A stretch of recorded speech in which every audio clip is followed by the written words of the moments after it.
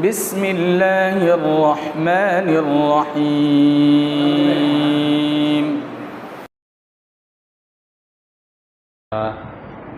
الحمد لله نحمده ونستعينه ونستغفره ونؤمن به ونتوكل عليه ونعوذ بالله من شرور أنفسنا ومن سيئات أعمالنا من يهده الله فلا مضل له ومن يضلله فلا هادي له ونشهد أن لا إله إلا الله وحده لا شريك له ونشهد أن سيدنا ومولانا محمدا عبده ورسوله أرسله بالحق بشيرا ونذيرا وصلى الله تعالى على خير خلقه سيدنا محمد وآله وسلم تسليما كثيرا كثيرا أما بعد أعوذ بالله من الشيطان الرجيم بسم الله الرحمن الرحيم إنا أنزلنا التوراة فيها هدى ونور يحكم بها النبيون الذين أسلموا للذين هادوا والربانيون والأحبار بما استحفظوا من كتاب الله وكانوا عليه شهداء فلا تخشوا الناس واخشوني ولا تشتروا بآياتي ثمنا قليلا ومن لم يحكم بما أنزل الله فأولئك هم الكافرون وكتبنا عليهم فيها أن النفس بالنفس والعين بالعين والأنف بالأنف والأذن بالأذن والسن بالسن والجروح قصاص فمن تصدق به فهو كفارة له ومن لم يحكم بما أنزل الله فأولئك هم الظالمون وقفينا على آثارهم بعيسى ابن مريم مصدقا لما بين يديه من التوراة وآتيناه الإنجيل فيه هدى ونور ومصدقا لما بين يديه من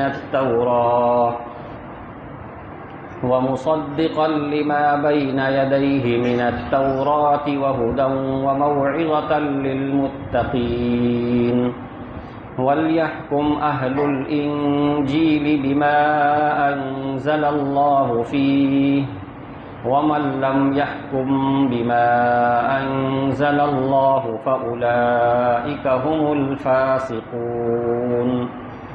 صدق الله العظيم.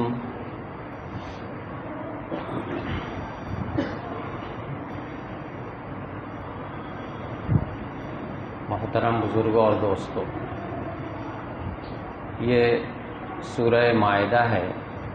جس کی آیت نمبر 44 سے 47 تک تلاوت کی گئی. اس میں جو خاص اور اہم باتیں ذکر کی گئی ہیں مختصر طریقے سے اس کا ذکر آپ کے سامنے آئے گا. اس رکوع میں اللہ سبحانہ و تعالی نے جو چند باتیں بیان فرمائیں اس پورے رکوع میں، اس میں سے ایک بات یہ ہے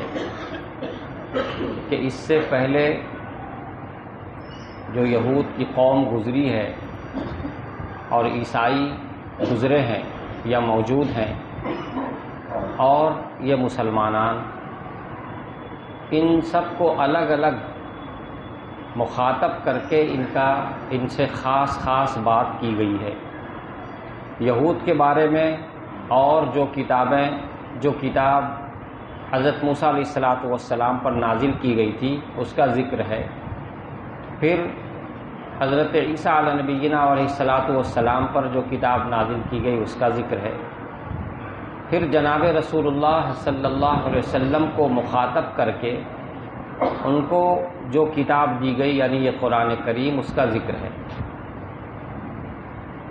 اور ہر ایک کے بارے میں یہ بات بتائی گئی ہے کہ تورات یہ اللہ کی کتاب ہے اور اس کتاب میں ہدایت کی باتیں ہیں، روشنی اور نور ہے، یعنی یہ عظیم الشان کتاب ہے تورات جو اللہ تعالیٰ کی نازل کی ہوئی ہے۔ چونکہ یہود نے جو اس میں احکام تھے اس کو بدل دیا تھا، اپنی مرضی سے اس میں منمانی کی چیزیں اس میں شامل کر لی تھی۔ تورات کے سلسلے میں آپ یہ بات ذہن نشیں کر لیں کہ اس میں یہ فرمایا گیا ہے کہ ہزاروں انبیاء کرام علیہم الصلوات و تسلیمات اسی کتاب تورات کے مطابق لوگوں کو بتایا کرتے تھے اور لوگوں کے جھگڑوں میں فیصلے کیا کرتے تھے۔ تو اس کتاب میں وہ ہدایت اور وہ نور ہے کہ اسی کتاب کے ذریعے سے حضرت موسیٰ علیہ السلام اور پھر ان کے بعد ہزاروں انبیاء کرام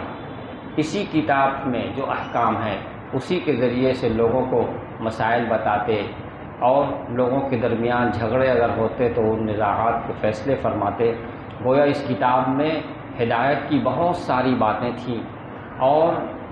جن کے دل میں کچھ کمی آ گئی،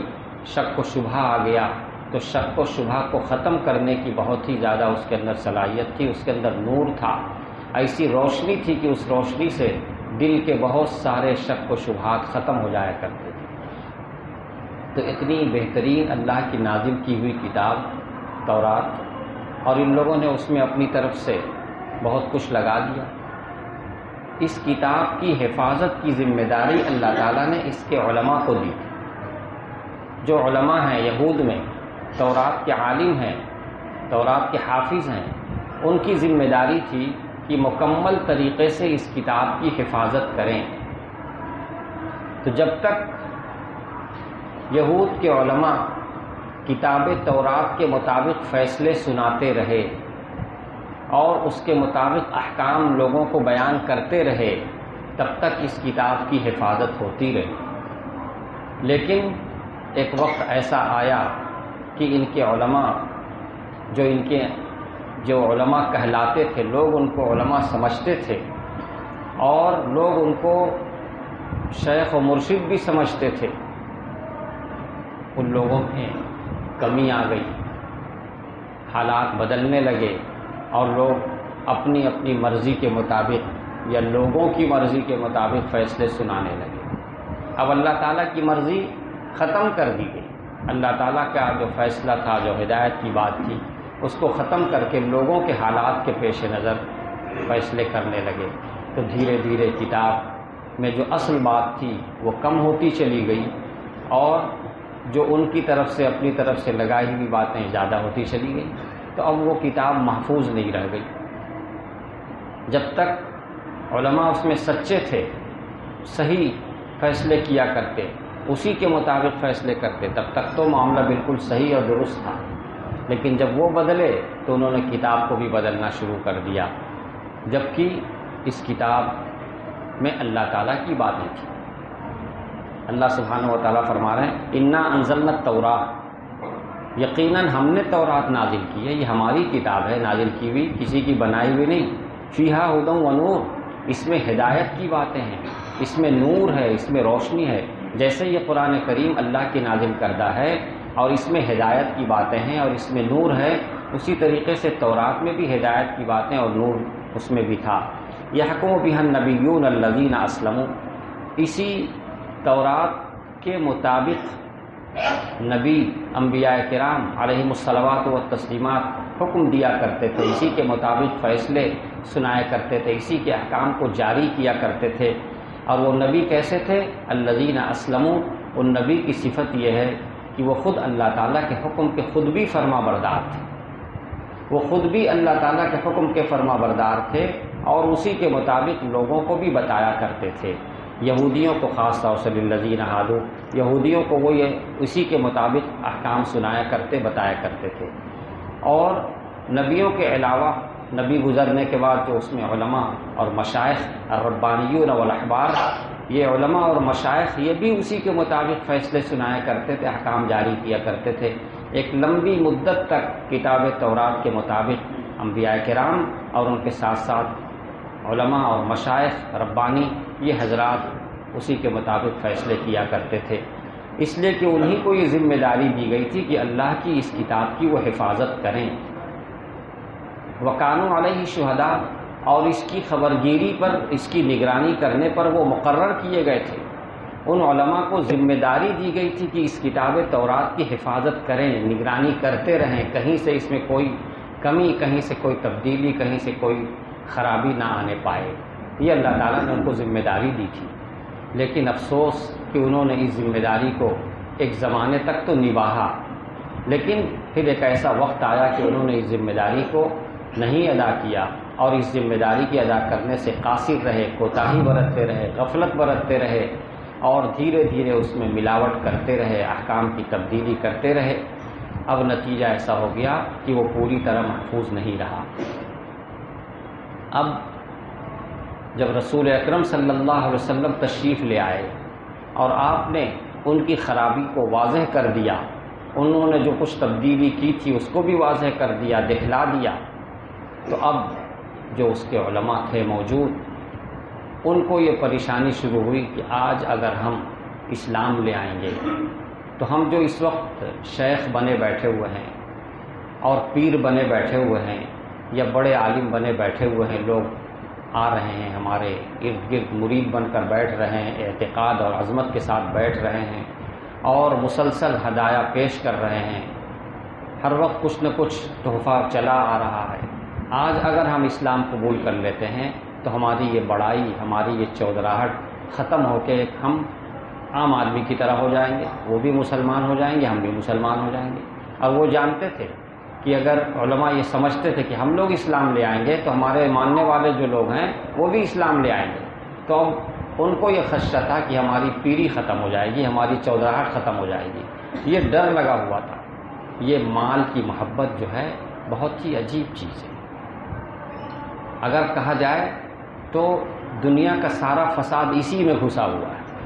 مال کی محبت اگر دلوں سے نکل جائے تو انسان کی اصلاح ہو گئی اور معاشرے کی اصلاح ہو گئی.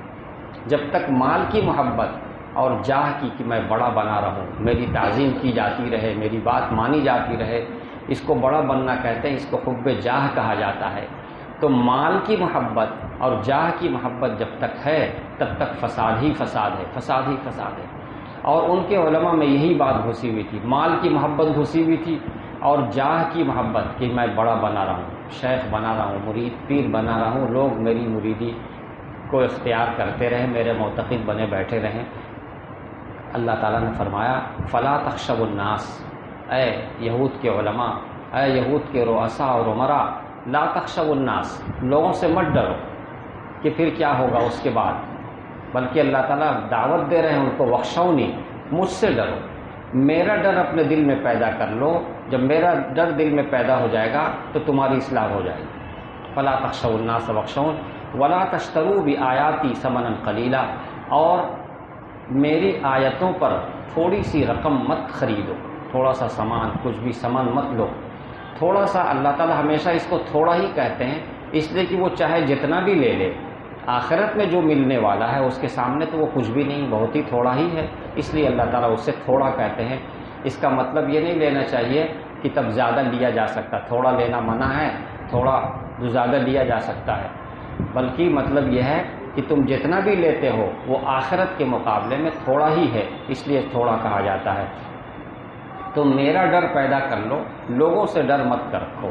وَمَن لَّمْ يَحْكُم بِمَا أَنزَلَ اللَّهُ، اور تم جو تورات میں جو احکام دیے گئے ہیں اس کو بدل رہے ہو، اس کے مطابق فیصلہ نہیں کر رہے ہو، تو سن لو، جو شخص اللہ تعالیٰ نے جو کچھ نازل کیا ہے اس کے مطابق فیصلہ نہیں کرتا، فَأُولَٰئِكَ هُمُ الْكَافِرُونَ، تو یہی لوگ کافر ہیں، چونکہ انہوں نے رجم کے کے معاملے میں اور اسی طریقے سے دیگر معاملات میں معاملہ بالکل ہی دوسرا کر دیا تھا، بات ہی دوسری کر دی تھی، بات ہی کو بدل دیا تھا، تو چونکہ بات بدل دی تھی اس لیے اللہ تعالیٰ فرماتے ہیں کہ وَمَن لَّمْ يَحْكُم بِمَا أَنزَلَ اللَّهُ فَأُولَٰئِكَ هُمُ الْكَافِرُونَ۔ اللہ تعالیٰ نے جو کچھ نازل کیا اس کے مطابق جو شخص فیصلہ نہیں کرتا ہے وہ لوگ کون لوگ ہیں؟ وہ کافر ہیں، کیونکہ اللہ کی آیات کا، اللہ کے احکام کا انکار کرنے والے ہیں۔ جبکہ تورات میں وضاحت کے ساتھ یہ بات لکھی ہوئی تھی کہ اگر ایک شخص کسی کا قتل کر دے تو قتل کے بدلے میں قاتل کو قتل کیا جائے گا۔ یہ حکم کتاب تورات میں موجود تھا، لیکن ان لوگوں نے اس کو بدل دیا۔ جو دو قبیلے تھے بنو نذیر اور بنو قریظہ، ان دونوں میں بنو نذیر ان کے پاس طاقت تھی، شوکت تھی، اور بنو قریظہ کمزور تھے مالی اعتبار سے بھی، طاقت کے اعتبار سے بھی۔ تو ان لوگوں نے عجیب و غریب فیصلے کر رکھے تھے کہ بنو قریظہ اگر کسی کا قتل کر دیں تو اس کی سزا کچھ اور، بنو نذیر کسی کا کر دیں تو اس کی سزا کچھ اور۔ طاقت کے اعتبار سے فیصلے کر رکھے تھے انہوں نے۔ بنو نذیر طاقتور سمجھے جاتے تھے، اپنے آپ کو طاقتور سمجھتے تھے، لہذا اگر ان کا کوئی آدمی قتل کر دے تو اس کے بدلے میں وہ دوسری سزا رکھے ہوئے تھے، اور ان کا کوئی آدمی قتل کر دے تو اس کی سزا دوسری رکھے ہوئے تھے۔ یعنی بنو قریظہ چونکہ کمزور تھے لہذا اس کمزوری کا یہ فائدہ یہ اٹھاتے تھے کہ اگر ان کا کوئی شخص قاتل ہے تو وہ کہتے تھے کہ ہمارا آدمی مقتول ہو گیا، لہذا اب اس کی سزا تمہارے لیے ڈبل ہو، تمہارے دو آدمی کو قتل کیا جائے گا، یا ایک آدمی کو قتل کیا جائے گا، قتل بھی کیا جائے گا، دیت بھی دی جائے گا، دونوں ہی کو دونوں دینا پڑے گا، دونوں ہی کرنا پڑے گا۔ تمہارا ایک آدمی بھی قتل کیا جائے گا اور خون بہا بھی دینا پڑے گا۔ تو زبردست قسم کی ہے سزا۔ اور اگر ادھر سے ہو جائے تو اپنی طرف سے نہیں، کبھی آدمی قتل نہیں کیا جائے گا، صرف دیت دے دی جائے گی، وہ بھی آدھی۔ تو یہ جو اپنی طرف سے انہوں نے فیصلے کر رکھے تھے، اتفاقاً ایسا ہوا کہ بنو قریظہ کی طرف سے کہ قتل ہو گیا۔ اب ان لوگوں نے مطالبہ کیا تو بنو قریظہ ان کو جناب رسول اللہ صلی اللہ علیہ وسلم کے مدینہ منورہ میں تشریف لے آنے کی وجہ سے ان کے اندر تھوڑی ہمت پیدا ہو گئی تھی، اور ان کے ذہن میں یہ بات سما گئی تھی کہ آپ ہر ایک کے ساتھ یکساں معاملہ کرتے ہیں، کیا بڑا کیا چھوٹا، کیا بہت دولت والا اور کیا بہت ہی غریب، فیصلے کا معاملہ آتا ہے تو آپ سب کے ساتھ مساوات اور برابری اور سب کچھ یکساں فیصلہ آپ کا ہوتا ہے۔ اس لیے ان لوگوں نے صاف انکار کر دیا کہ اب تک ہم لوگ کمزور تھے اور ہماری طرف سے جو کچھ تم نے فیصلہ کر رکھا تھا ہم اس کے ماننے پہ مجبور تھے، اب وہ دن چلے گئے۔ اب مدینہ منورہ میں محمد الرسول اللہ صلی اللہ علیہ وسلم تشریف لے آئے ہیں، یہ تو انصاف کے پیکر ہیں، بس انصاف ہی انصاف ان کے یہاں ہے، اس لیے اب جو بھی معاملہ ہوگا ان کے یہاں ان سے فیصلہ کرایا جائے گا۔ چنانچہ وہ سب مجبور ہوئے اور آپ صلی اللہ علیہ وسلم کے پاس ان کو آنا پڑا۔ پھر آپ نے کتاب تورات کے ذریعے دکھلایا کہ بتاؤ اس میں کیا ہے، چنانچہ وہ دکھلایا، یہ سب کچھ سامنے آیا جس کا ذکر اس سے پہلے بھی آپ کے سامنے آ چکا ہے۔ تو وہ لوگ جو ہے قتل کے معاملے میں ایک چیز کو بالکل ہی فیصلہ دوسرا ہی بدل دیا تھا، جبکہ تورات میں کوئی اور فیصلہ تھا۔ اللہ تعالیٰ اس کو اس میں بیان کرتے ہیں کہ وَكَتَبْنَا عَلَيْهِمْ فِيهَا أَنَّ النَّفْسَ بِالنَّفْسِ، اور ہم نے تو ان کے اوپر کتاب تورات کو جو ماننے والے یہود تھے ان کے اوپر ہم نے لکھ دیا تھا اس بارے میں کیا، أَنَّ النَّفْسَ بِالنَّفْسِ، کہ جان کے بدلے جان، یعنی اگر تم نے کسی کی جان لے لی ہے تو اب اس کے بدلے میں یہی ہے کہ جان لی جائے گی، جان کے بدلے جان۔ ان لوگوں نے اس میں فرق کر رکھا تھا، عورت مرد میں فرق کر رکھا تھا، آزاد غلام میں فرق کر رکھا تھا۔ سارے فرق کو قرآن کریم واضح کر رہا ہے کہ تورات میں اس طرح کا حکم نہیں تھا، تورات میں تو بس ایک ہی حکم تھا کہ ان النفس بالنفس، کہ جان کے بدلے جان، جس نے قتل کیا ہے اب اس کو قتل کیا جائے گا، بس یہی فیصلہ تھا اس میں۔ اور اس میں یہ بات بھی تھی والعین بالعین، اور آنکھ کے بدلے آنکھ، اگر کسی نے کسی کی آنکھ پھوڑ دی ہے تو اس کا بدلہ یہ ہے کہ جس نے آنکھ پھوڑی اس کی بھی آنکھ پھوڑ دی جائے.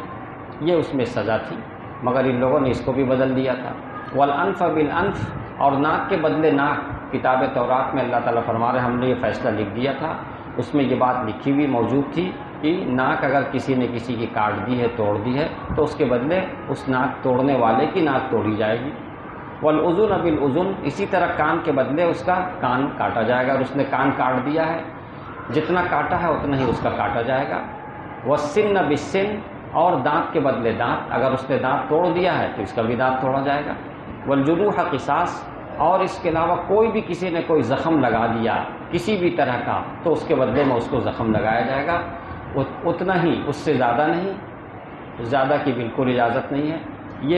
یہ حکم تورات کے اندر اللہ تعالیٰ فرما رہے ہیں کہ ہم نے لکھ دیا تھا. اس کتاب قرآن مجید کی وجہ سے تورات کے حکام کی بھی حفاظت ہو گئی. یہ حکم تورات میں تھا جس کو ان لوگوں نے بدل دیا تھا، چھپا دیا تھا. قرآن نے اس کو واضح کر دیا، واضح کر کے یہ حکم ہمیشہ ہمیشہ کے لیے ظاہر کر دیا کہ یہی حکم کتاب تورات میں ہے، اور اسی کو مان لیجئے کہ اب یہی حکم قرآن کریم میں بھی آ گیا، لہٰذا یہ حکم ہمیشہ ہمیشہ کے لیے زندہ ہو گیا. اور یہی فیصلہ اس امت میں بھی ہے، ان النفس بالنفس، کہ جان کے بدلے جان، آنکھ کے بدلے آنکھ. آنکھ اگر کسی نے پھوڑ دی، ایک آنکھ پھوڑی تو جس نے آنکھ پھوڑی ہے اس کی ایک آنکھ توڑ دی جائے گی، پھوڑ دی جائے گی. اور اگر آنکھ اسی طرح برقرار ہے، اس نے ایسی مار ماری اس کی کہ آنکھ تو موجود ہے لیکن آنکھ کی روشنی چلی گئی. آنکھ موجود ہے، آنکھ بظاہر دیکھنے میں کچھ نہیں، آنکھ کا ڈھیلا جیسا ہے ویسا ہی موجود ہے، لیکن اس کی روشنی چلی گئی، تو جس نے مارا ہے اس کو بھی اسی طرح کی سزا دی جائے گی کہ اس کی آنکھ باقی رہے گی، اس کی روشنی ختم کر دی جائے گی. یعنی جیسا جرم ہے اسی طرح کی سزا. اگر کسی نے ہاتھ کسی کا کاٹ دیا ہے کلائی سے، جوڑ سے، تو اس کا بھی ہاتھ اسی جوڑ سے کلائی سے کاٹا جائے گا. یہ ہو سکتا ہے کہ جس کا ہاتھ کاٹا گیا ہے اس کا ہاتھ چھوٹا ہو، جس نے کاٹا اس کا ہاتھ بڑا ہو. بڑا چھوٹا نہیں دیکھا جائے گا، وہ چاہے جتنا بڑا ہاتھ ہو، اس کا جوڑ سے اس کا کاٹ دیا گیا ہے کلائی سے مثلاً، تو اس کا بھی ہاتھ کلائی سے کاٹا جائے گا. اور اگر یہاں سے اس نے کاٹ دیا اس جوڑ سے، تو اسی جوڑ سے اس کا بھی کاٹا جائے گا، چاہے اس کا ہاتھ بہت بڑا ہو، چاہے بہت طاقتور ہو، بہت موٹا ہو. بڑا چھوٹا نہیں دیکھا جائے گا، ہاتھ کاٹنے والا جس نے کاٹا اس کا ہاتھ کاٹ دیا جائے. یہی سزا ہر چیز میں جاری ہوگی، پیر میں بھی، دانت میں بھی. جس دانت کو اس نے توڑا ہے اسی دانت کو توڑا جائے گا. جناب رسول اللہ صلی اللہ علیہ وسلم کے زمانے میں یہ واقعہ پیش آ گیا. ایک شخص نے کسی کو اس طرح مارا کہ اس کا سامنے کا 2 دانت ٹوٹ گیا. اب آپ صلی اللہ علیہ وسلم نے فیصلہ سنایا اسی قرآن کریم کے مطابق کہ تم نے اس کو اس طرح دھکا دیا کہ وہ گرا اور سامنے کا دانت اس کا ٹوٹ گیا، 2 دانت، لہذا اس کا بھی 2 دانت توڑا جائے گا. اب سب لوگ بہت ہی حیران، اس کا بھی دانت توڑا جائے گا. آپ صلی اللہ علیہ وسلم نے حکم فرما دیا قرآن کریم کے مطابق. ظاہر ہے کہ جن لوگوں کا معاملہ ہوتا، جس کا معاملہ ہوتا، اس کے خاندان، اس کے قبیلے والوں کو پریشانی تو ہوتی کہ ہمارے فلاں آدمی کو یہ سزا مل رہی ہے کہ اس کا دانت توڑا جائے گا. بہرحال اللہ کے رسول صلی اللہ علیہ وسلم نے سزا سنا دی. وہیں پر ایک صحابی تھے، انہوں نے کہا یا رسول اللہ کیا اس کا دانت توڑا جائے گا؟ آپ نے فرمایا اس کا دانت توڑا جائے گا، اس لیے کہ اس نے دانت توڑ دیا ہے، لہذا اس کے بدلے میں اس کا دانت توڑا جائے گا. انہوں نے کہا دیا نہیں، ان کا دانت نہیں توڑا جائے گا، ان کا دانت نہیں توڑا جائے گا. اتنی قوت سے، اتنی شدت سے، اس انداز سے کہا کہ جس نے دانت توڑا تھا وہ اور اس کے خاندان کے لوگوں نے کہا کہ ٹھیک ہے ہم لوگ بھی معاف کرتے، نہیں توڑا جائے گا. معاف کر دیا. جب معاف کر دیا تو آپ صلی اللہ علیہ وسلم بھی خوش ہو گئے. آپ یہ نہیں چاہتے تھے کہ یہ معاف نہ کریں، بلکہ آپ صلی اللہ علیہ وسلم تو ہمیشہ یہ چاہتے تھے کہ معاف کر دیں اور اس کے بدلے میں دیت لے لیں، بجائے توڑنے جو رقم ہے خوں بہا جس کو کہا جاتا ہے وہ لے لیں. تو وہ لوگ راضی ہو گئے اس پر. آپ صلی اللہ علیہ وسلم بھی خوش ہو گئے اور آپ نے فرمایا کہ میری امت میں کچھ ایسے لوگ ہوتے ہیں کہ جب وہ اللہ پر بھی قسم کھا لیتے ہیں تو اللہ تعالیٰ ان کی قسم کو پوری کرا دیتے ہیں. انہوں نے اس طریقے سے قوت و شدت سے کہا نہیں ٹوٹے گا دانت، اتنی قوت سے کہا کہ ان کی بات کا اثر ان لوگوں پہ پڑ گیا اور ان لوگوں نے کہا ٹھیک ہے دانت نہیں توڑا جائے گا بلکہ ہم لوگ معاف کرتے ہیں اور اس کے بدلے میں خون بہا. تو ہماری شریعت میں ایک ہے دانت توڑنے کے بدلے میں دانت توڑا جائے، اور اس کی دوسری صورت یہ ہے کہ اگر وہ معاف کر دے جس کا دانت توڑا گیا ہے وہ معاف کر دے گا، نہیں میں بدلہ نہیں لینا چاہتا ہوں، بلکہ میں چاہتا ہوں کہ اس کے بدلے میں ان کا دانت نہ توڑ کر کے اس کی ایک رقم دے دی جائے۔ رقم شریعت میں مقرر ہے، کان کاٹنے کی، آنکھ، ناک، ہر ایک کی رقم مقرر ہے۔ دیت وہ ایک تفصیلی چیز ہے مستقل، وہ یہ مجلس جو ہے اس کے لیے نہیں ہے کہ اس مجلس میں ہم اس کی تفصیل بیان کریں۔ یہ تو جو علماء جو پڑھتے ہیں، طلباء پڑھ کے علم حاصل کرتے ہیں، وہ ایک ایک چیز کی تفصیل کو پڑھتے ہیں اور اچھا خاصا وقت لگتا ہے اس کے پڑھنے میں کہ کیسے کس کی سزا دی جائے، کیسے اس کا مقرر کیا جائے، کیا سزا مقرر کی جائے۔ یہ تفصیلی چیز ہے۔ آپ صرف اجمالی طور پر اسے جان لیں کہ اگر کسی نے کان کاٹ لیا تو اس کے بدلے میں کان کاٹا جائے گا، کسی نے ناک کاٹ دی تو اس کے بدلے میں ناک کاٹی جائے گی، زبان کاٹ دی تو اسی طرح اسی کے مطابق کام کیا جائے گا۔ زبان میں بھی بہت کچھ دیکھنا پڑتا، بڑی تفصیل ہے اس کے اندر کہ زبان اتنی سی کاٹی کہ جتنے حروف ہیں 28 حروف ہیں، وہ حروف ادا ہو پا رہے ہیں کہ نہیں ہو پا رہے ہیں، کتنے حروف ادا کر پا رہا ہے، اسی حساب سے زبان کاٹی جائے گی۔ اسی طرح آنکھ کی روشنی میں بھی کتنی آنکھ کی روشنی گئی ہے اس کو دیکھا جائے گا۔ ان سب چیزوں کی بڑی تفصیل ہے۔ بہرحال قرآن کریم ہمیں یہ بتا رہا ہے کہ اللہ تعالیٰ نے یہ سزا مقرر کی ہے، اور دوسری طرف یہ بھی بتایا کہ والجروح قصاص، چند چیزوں کا تو یہاں نام لے لیا، آنکھ کا نام لیا، ناک کا نام لیا، کان کا نام لیا اور دانت کا نام لیا، لیکن انسان کے جسم میں اور بھی تو اعضاء ہیں، تو اس کے لیے ایک لفظ کہہ دیا والجروح قصاص، کوئی بھی زخم کہیں لگا دے تو اس کا بدلہ دیا جائے گا۔ لیکن قرآن کریم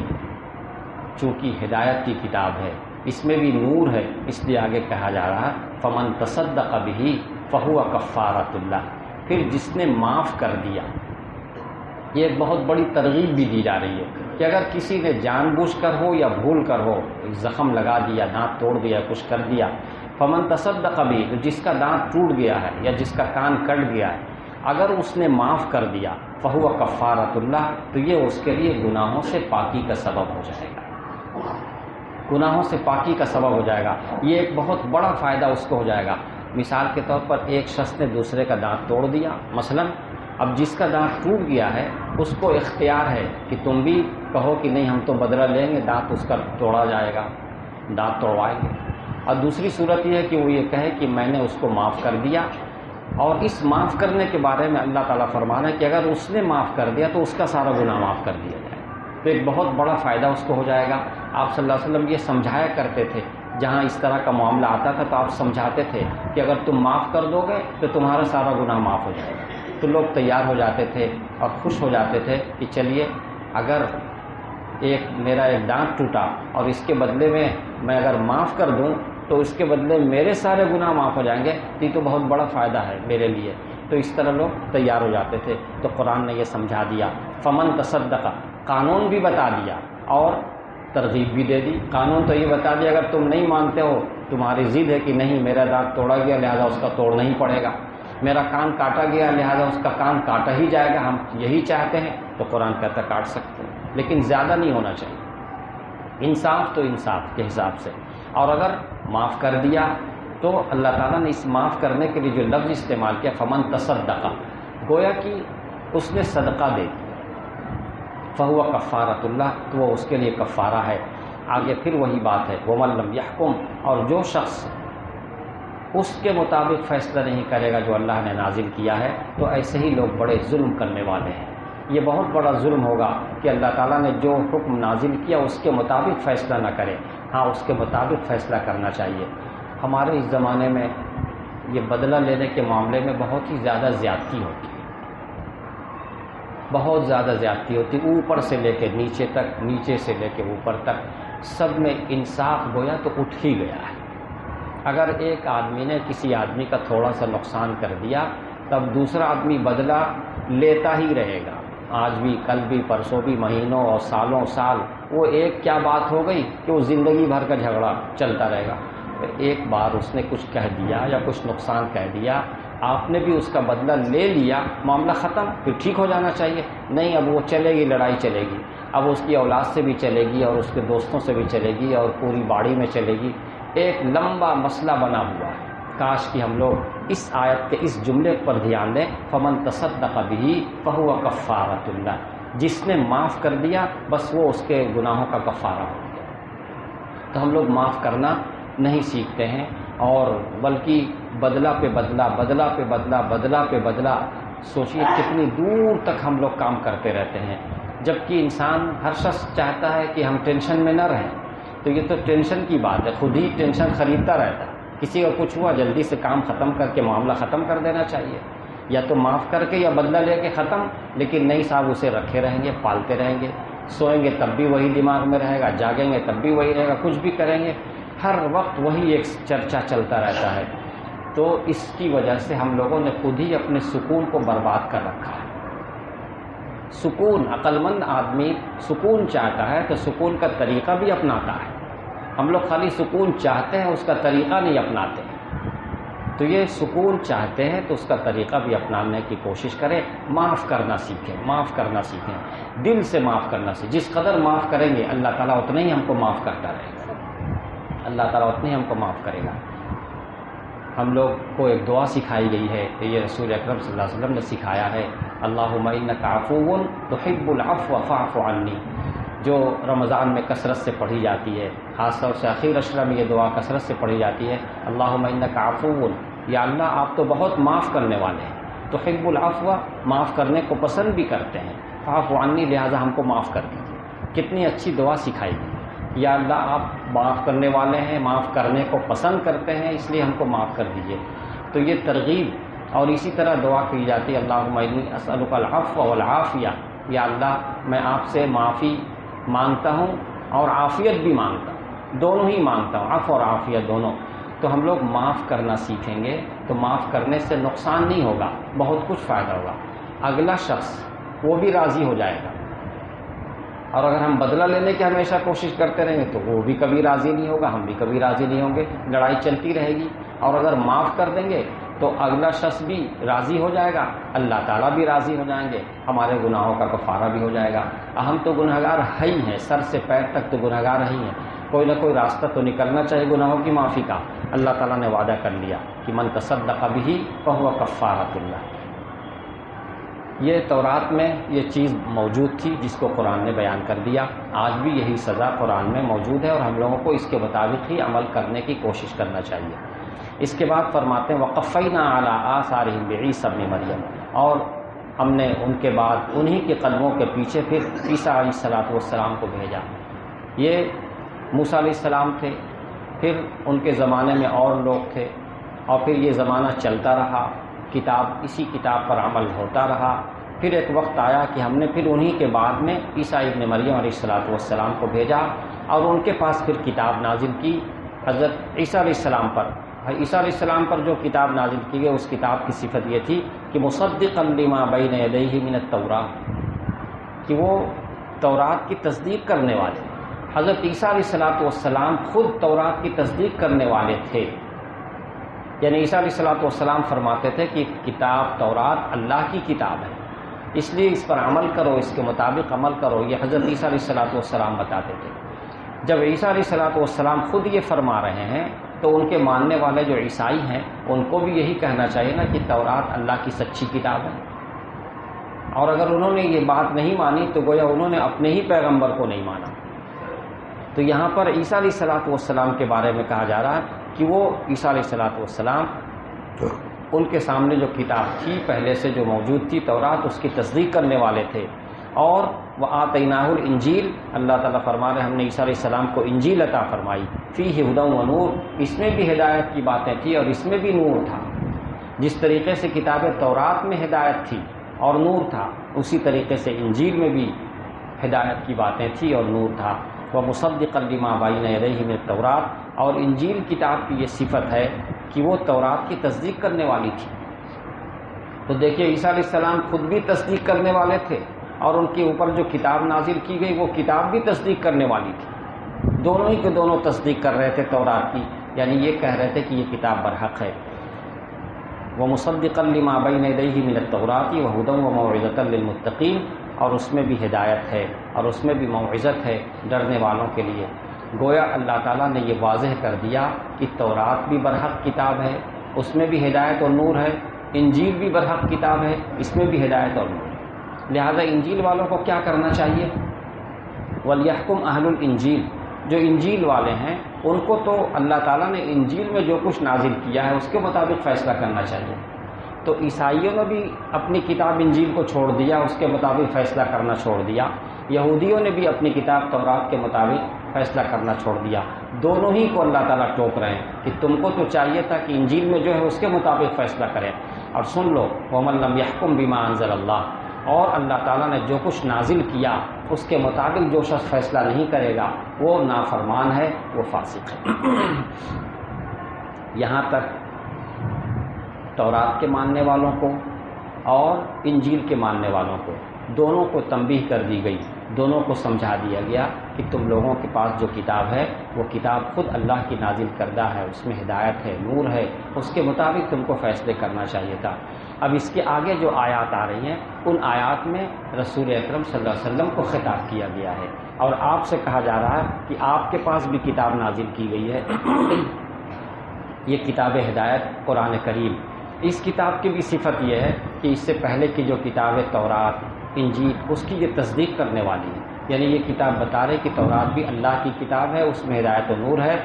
اور انجیل بھی اللہ کی کتاب ہے، اس میں ہدایت و نور ہے۔ اور آگے کی آیت میں انشاءاللہ اگلے ہفتے گفتگو ہوگی۔ آج کی ان آیات کا بہت ہی مختصر خلاصہ یہ ہے کہ یہود کے علماء کو اور اسی طریقے سے عیسائی اور نصارہ کے جو علماء ہیں ان سب کو یہ ٹوکا جا رہا ہے کہ تمہیں جو کتاب دی گئی ہے اس میں ہدایت و نور ہے، تم کو اس کے مطابق عمل کرنا چاہیے تھا، لیکن تم نے اس کے مطابق عمل نہیں کیا بلکہ کتاب ہی کو بدل ڈالا، ضائع کر دیا۔ اب اس کے بعد آئندہ آیات میں اس قرآن کریم کا اور جناب رسول اللہ صلی اللہ علیہ وسلم پر نازل ہونے کا اور یہ امت مسلمہ نے اس کے ساتھ کیا سلوک کیا ہے، کیا کرنا چاہیے، اس کا ذکر انشاءاللہ آئے گا۔ دعا کر لیجیے درود شریف۔ اللہم صلی علی محمد النبی الامی وعلی آلہ وسلم تسلیما۔ اللہم صلی علی محمد النبی الامی وعلی آلہ وسلم تسلیما۔ ربنا ظلمنا انفسنا وان لم تغفر لنا وترحمنا لنكونن من الخاسرين۔ اللهم اعنا على ذكرك وشكرك وحسن عبادتك۔ اللهم اعنا على ذكرك وشكرك وحسن عبادتك۔ ربنا ظلمنا انفسنا وان لم تغفر لنا وترحمنا لنكونن من الخاسرين۔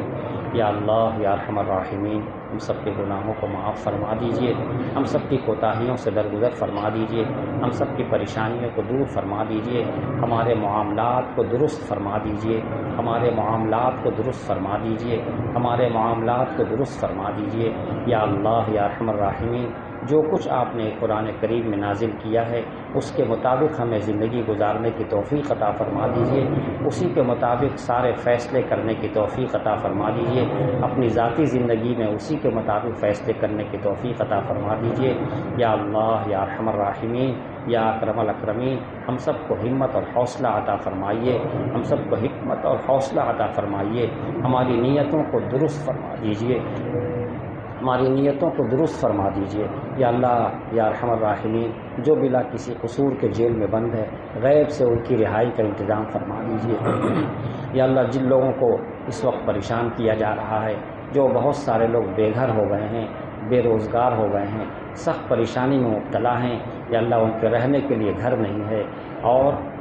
تجارت کرنے کے لیے کمانے کے لیے کوئی راستہ نہیں ہے، بے یار و مددگار پڑے ہوئے ہیں، یا اللہ آپ خصوصی رحمت نازل فرمائیے، خصوصی مدد فرمائیے، یا اللہ خصوصی مدد فرمائیے، یا اللہ خصوصی مدد فرمائیے۔ پورے ملک میں جہاں کہیں جو لوگ پریشان ہیں ان کی پریشانیوں کو دور فرما دیجئے، یا اللہ ان کی پریشانیوں کو دور فرما دیجئے، ہم سب کی دعاؤں کو قبول فرما دیجئے۔ جو بیمار ہیں بیماروں کو شفا کلی عطا فرما دیجئے، بیماروں کو شفا کلی عطا فرما دیجئے، جن کا رشتہ نہیں لگ رہا ہے یا اللہ غیب سے رشتوں کا انتظام فرما دیجئے، غیب سے رشتوں کا انتظام فرما دیجئے، جن کو مکانات نہیں مل رہے ہیں غیب سے مکانوں کا بھی انتظام فرما دیجئے۔ یا اللہ جن جن لوگوں نے دعا کی درخواست کی ہے اور جن مقاصد کے لیے کی ہے ان کے تمام جائز مقاصد میں کامیابی عطا فرما دیجئے۔ وصلی اللہ تعالی علی خیر خلقہ